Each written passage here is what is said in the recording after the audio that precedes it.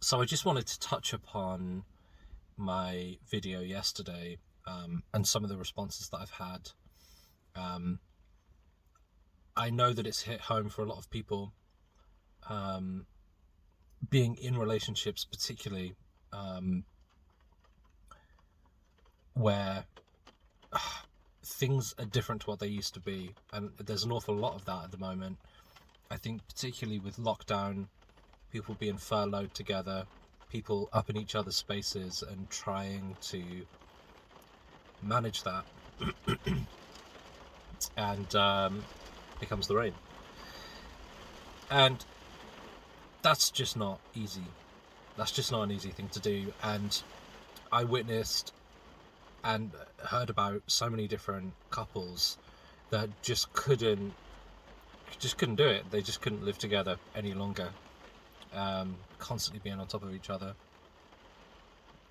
You have to have your own space, and where that's not been possible, it's crushing couples.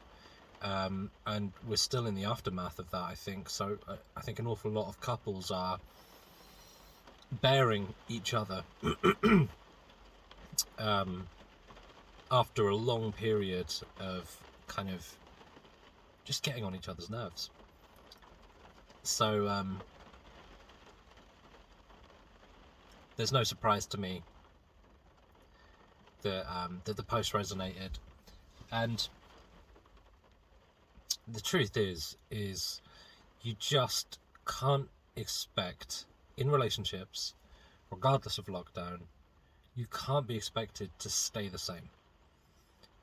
And regardless of whether you're in a relationship or not, you just you if you're not evolving, if you're not changing through your life, then nothing's being learned.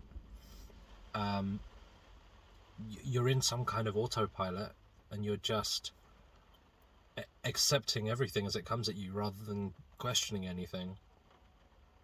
And it's just so important to ask yourself the right questions, you know, and get to the core of it.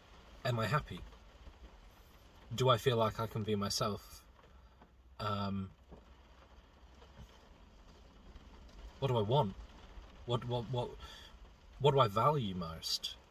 Are my values being met? Um, am I honoring myself? And and if you're not asking these questions throughout your life, then you're not growing. You're not going to evolve, and you're going to stay stuck. And a lot of people do stay stuck for an awful long time. But if you're one of those people that are finding yourself stuck in a rut, and you feel like a complete alien because your partner seems different to you and you can't figure out why, because they're just the same as they've ever been, and they're telling you that you're strange because you're changing. And this is where conflict arises, you know. Either one of you is evolving or both of you are evolving in different directions. But the absolute the necessity is to communicate your problems, your needs, your wants, your values, all of those things. You need to be able to communicate. That is the bare minimum in a relationship, is to be able to actually talk about what it is you need, or what it is you want. You know, because we all have needs, and it's so common in relationships for it to get to a point where all you want to do is just take a walk, and you feel like you can't. Just to take a day, every now and again, to yourself, or to, you know, take an hour a week just for yourself, just to take a stroll. And if you're at a point where you feel like you can't even really do that, that's tough. That's really tough. And you have to ask yourself, why am I not allowed to do these things? Why do I feel like I have to live up to these expectations?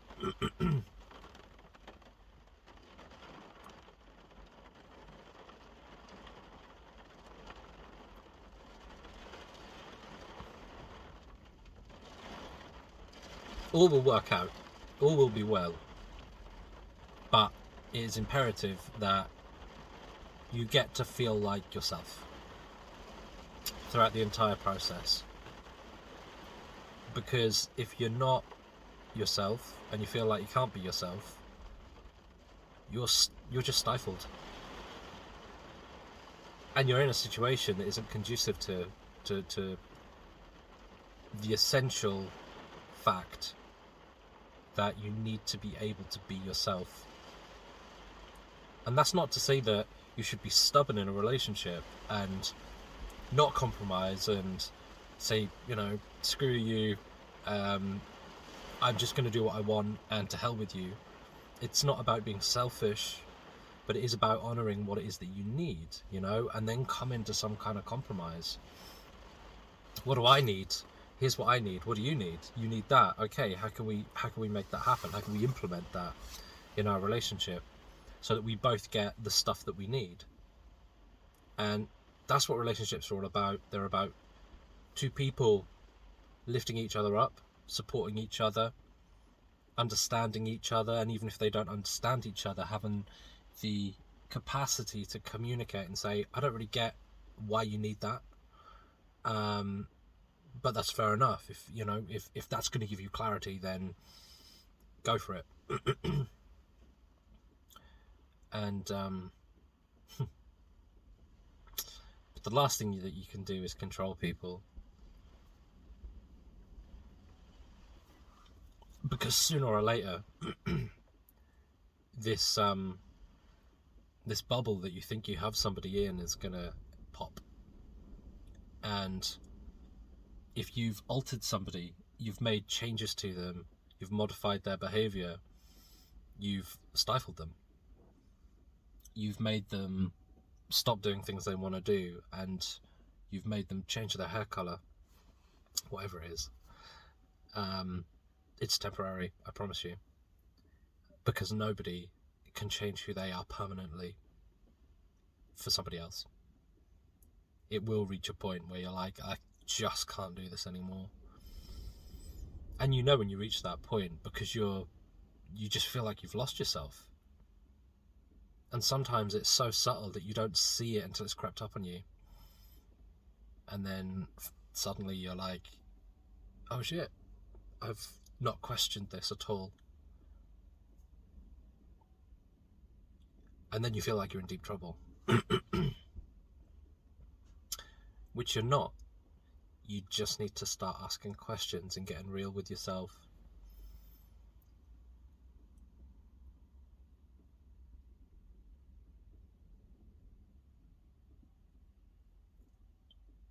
Because you're no good to anyone unless you're good. If you're just absolutely stifled and you have a cloud over you and you just feel negativity, then how are you going to help anyone else? How are you going to support anyone else?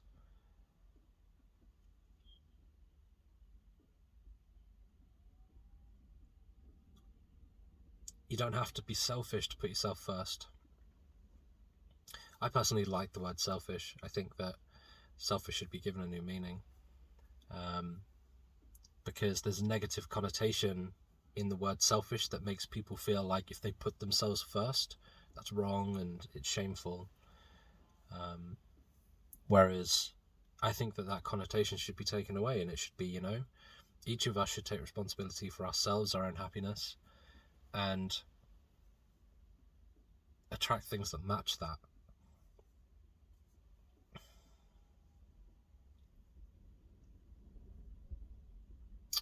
And be clear and happy and free to help people and to be an example. As I said in yesterday's video, you can't change people permanently by telling them what to do. You can only lead by example, and the only way to be a good example is to be good, be happy, feel like you are who you are. That's the only way you're going to have a positive impact on anyone, is if you're good and you're showing people how it's done.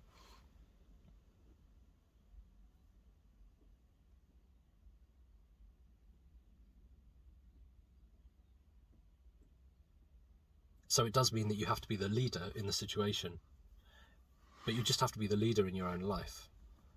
You know, it's not about leading someone to change, leading someone to do things they don't want to do. It's about leading yourself and becoming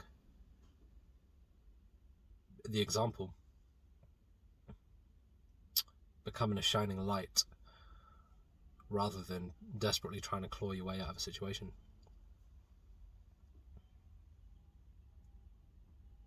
But I know that feeling well. I know the feeling of I'm just not myself. I haven't been myself for a while. I know that feeling. Many a time I've felt like I've lost myself, but the thing to remember is that you never ever lose yourself. Ever. It's just an impossibility. The only thing that you can lose is clarity. And so you can rest assured that you are there. You are there. But it's literally just, I've described it as, it's just a cloud. You just have a cloud over you. And that's just, it's just lack of clarity. And you'll notice that the more honest you are with yourself, and the more you start to do things to pick yourself up, the more you'll start to have these glimpses of light, and these moments of clarity. And it's in those moments that you begin to see hope for a different kind of future, whether it's with this partner or whether it's not with this partner. But you begin to see what it is that you need. And when you're clear and you're feeling okay and you're feeling good, it's so much easier to deal with everything in your life.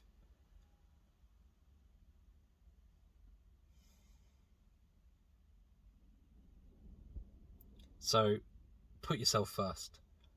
Don't neglect your partner.